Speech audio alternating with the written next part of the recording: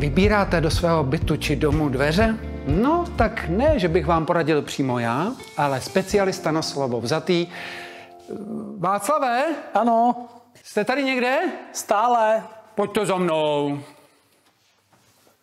Už 28 let jsem tady. Václav, specialista na dveře. Tak co byste mi poradil, kdybych hledal, scháněl dveře do dětského pokojíčku? Tak, důležitý je, co chcete vy. Chcete kvalitu, design? Já je nechci slyšet. Tak zvukově izolační. No, a pak bych chtěl taky nějaký dveře, který jednoduše třeba utřu, nebo když si na něj dělají takový ty čárky. Ježíš, to už jsem ale veliký. Ano. Tak to bych chtěl pak taky utřít. Jsou takový? Tomu úplně rozumím. Tady v tom prostoru jsme ve světě bílých dveří, které jsou mechanicky velmi dobře odolné a můžete si na ně kreslit, ale chce i pak očistit. Co tyhle? To jsou oni taky. Jo? Ano, na to se může kreslit. Nemáte klíče? Pušte mi klíče. Mám klíče. Pušte mi je. No, máte svý klíče? Ne, nemám. No.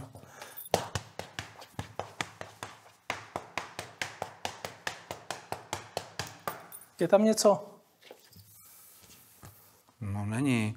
A jak to, že to není odřen? Na těch dveřích je speciální lák. Nazývá se EPC, Electron Polymer Coating.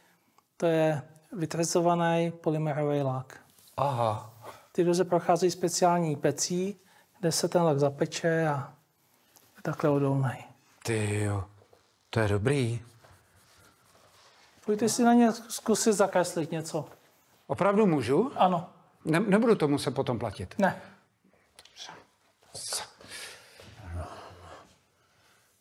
Můžu přes celý? Ano. Tak co mě napadá třeba? Jak se vypsal. Okay.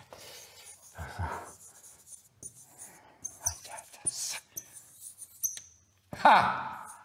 To jsem zvědavý, jestli to půjde dolů. Když ne, tak máte originální dveře. Ještě by to chtělo něco dole, co můžu smazat. A tohle si nechám a vydražím ty dveře. No. Aha, dobře. Tak v tom případě já bych tady možná nějaký obrázek dal. Autíčko. No, takhle. Tady máte takový ten držák a kokosy. Takhle tady nahoře máte, to se odkousne a odplivne. Ano. Jo, buď je to zelený, žlutý, podle toho, jestli je to zralý, kokosy jsou většinou hnědý a chlupatý. Můžeme dál. Můžeme dál. Tak, sklo. Když jsem u mý maminky, stará bytovka, vezmu za dveře, zavřu je, sklo dělá ještě takhle. Ano. Jo, drží se jenom takovýma lehkýma lištičkama. Když by se rozpadlo, tak si myslím, že se všichni pořežeme. Ano. Co se udělalo pro to, aby byly skla už lepší, bytelnější? Dneska se do těch dveří dává kalené sklo, který je pevnější a když se čistě náhodou rozbije, tak se rozbije na malé kuličky, na malé drobné části skla, o které se pravděpodobně vůbec nepořežete.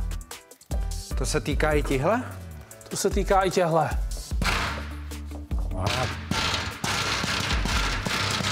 Václave, klid. Klid? Klid. Dobře, klid. Ještě si to rozbijete. Jo. To mě podceňujete malinko, ale... Fakt. A jste schopný to jako vyzkoušet? Ano. Chcete to vidět? Jo. Tak pojďte na to. Václave, vy jste mě vzal do skladu, kde máte připraven určitě nějaký vojenský bojový dveře a myslíte si, že vám to zbaštím? Ne, já se tomu přiznám, je to tak. Vážně. No. Jako jsou to jiné dveře. Ne, jsou to stejný, jako jsou tam. Všechny jsou bojový. Máte něco, čím bych do toho mohl fláknout? No jasně. Můžu? Ano. Jako hodně můžu? Ano. Tak dobře. No, teď Jo. vidíte. No.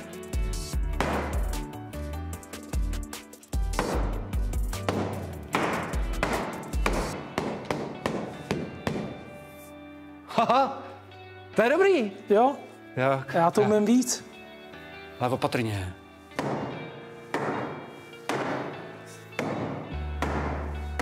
Dobrý, no. Tak já vám teda věřím. Děkuju. Ale co se stane, když se to, nedej bože, opravdu rozbije? Rozpadne se to sklo na malé drobné kuličky. Můžeme to vidět? Máte na to odvahu? Jasně. Tak já taky.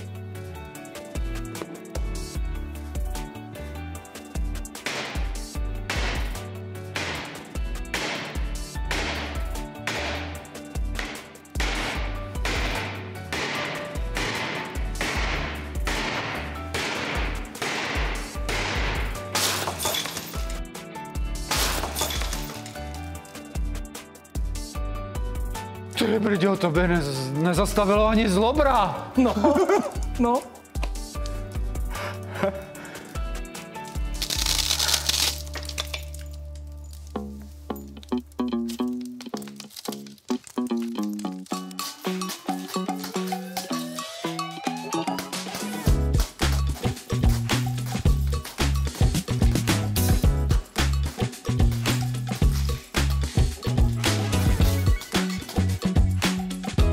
S ohledem na to, že jsem teda opravdu hodně nešikovnej, tak tímhle se nepořežu ani já. Ano.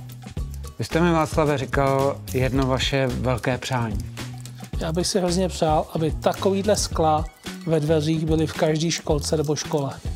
A já se k tomu přidávám. Děkuju.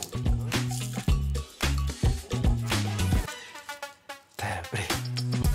Tak až si tady přestanete hrát dneska, tak vás poprosím, abyste si umyl ten obrázek dole. Nevím, co se vám nelíbí na banánu. To jsem zvědavý. A fakt, že to nejde. Ale bylo mi řečeno, že to jde obyčejným odlakovačem na nehty.